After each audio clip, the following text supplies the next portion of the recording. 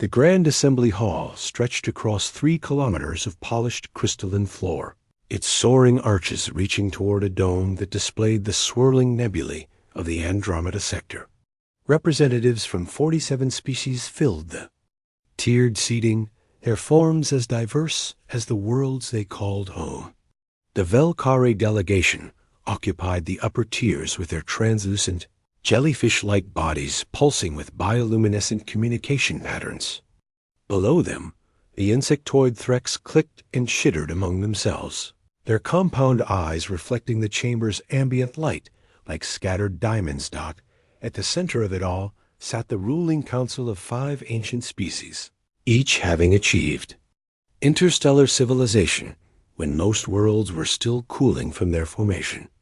The Eternal Conclave, as they called themselves, had governed galactic affairs for over 10,000 years.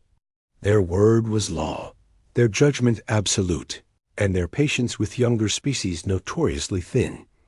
Ambassador David Park stood at the speaking podium, his simple blue diplomatic uniform, a stark contrast to the elaborate ceremonial garments surrounding him.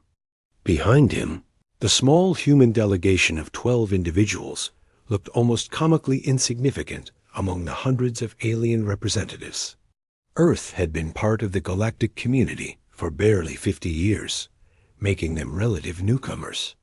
In a civilization that measured time in millennia, honored members of the Conclave, David began, his voice carrying clearly to the chamber's acoustic enhancement systems. Humanity formally requests admission to the inner circle of species, permitted to establish colonies beyond the outer rim territories. A ripple of what could only be described as amusement passed through the assembly. The Velkari's bioluminescent patterns shifted to hues that their translators rendered as barely contained mirth. Several of the smaller delegations began what humans had learned to recognize as their species equivalent of snickering. Elder Korthax of the Hegemon Empire leaned forward on the central dais, his massive frame causing the reinforced platform to groan audibly. His species had conquered half the galaxy before most others had developed written language, and his scarred hide bore testament to countless battles across the stars. When he spoke, his voice rumbled like grinding continental plates. The humans wish to expand beyond the kindergarten we have so graciously provided them? Korthax's laugh was a sound like boulders tumbling down a mountainside. Tell us, little ambassador, what makes your species believe they are ready for such responsibility? David straightened his shoulders. We have successfully established 17 colonies within our designated space. Our population has grown to over 2 billion across these worlds. We have maintained peaceful relations with all neighboring species and contributed significantly to galactic trade networks. 17 whole colonies, mused Serenarch Yithla of the Transcendent Collective, her crystalline form refracting light into rainbow patterns across the chamber walls. Her species had evolved beyond physical form eons ago, existing as pure energy most of the time, though they maintained crystalline bodies for formal occasions. How precious! The Velkari established 17 colonies in their first decade of space travel. The mentioned species pulsed with what their translators indicated was pride mixed with condescension.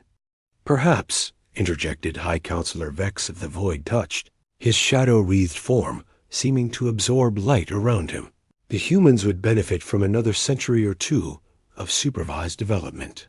They have shown such promise in following our guidance thus far.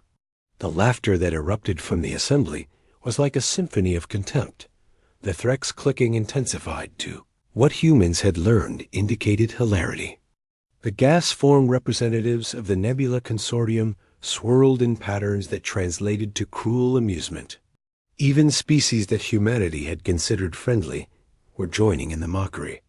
Elder Korthax raised one massive clawed hand, and the chamber fell silent. The conclave has reached its decision. Humanity's request is denied. You may reapply in 500 years.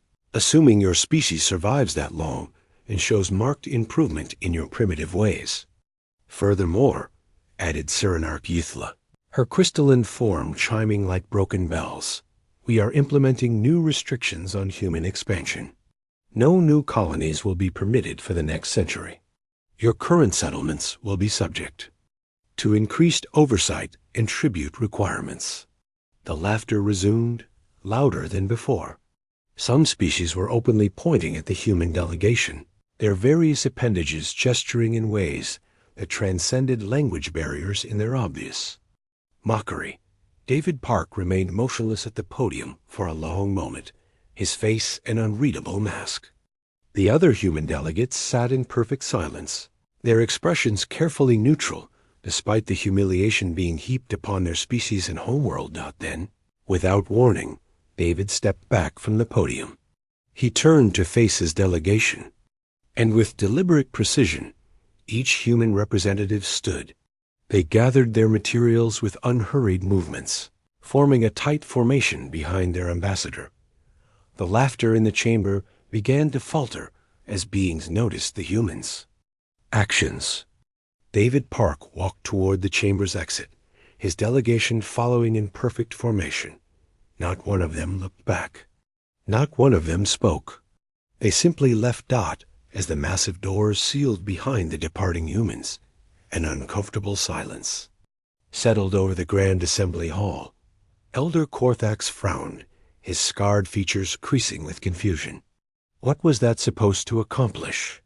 Within 6 months, every human colony had gone dark. Communication ceased entirely.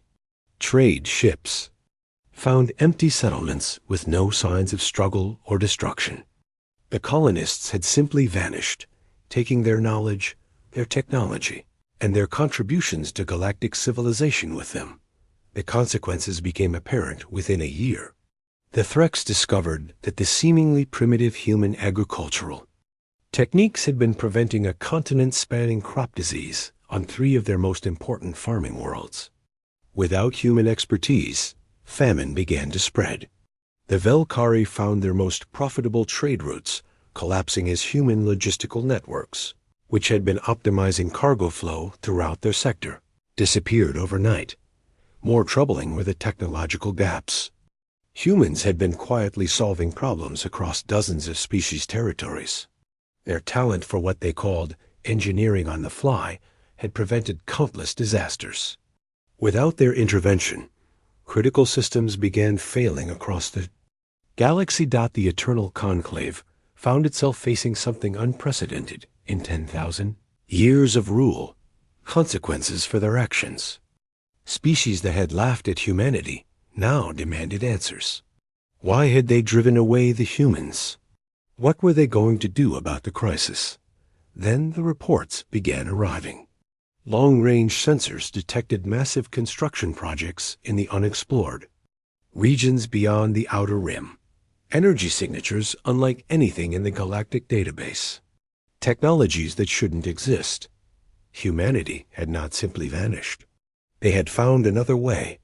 The Conclave sent envoys, demanding explanations, threatening sanctions. Their messages went unanswered.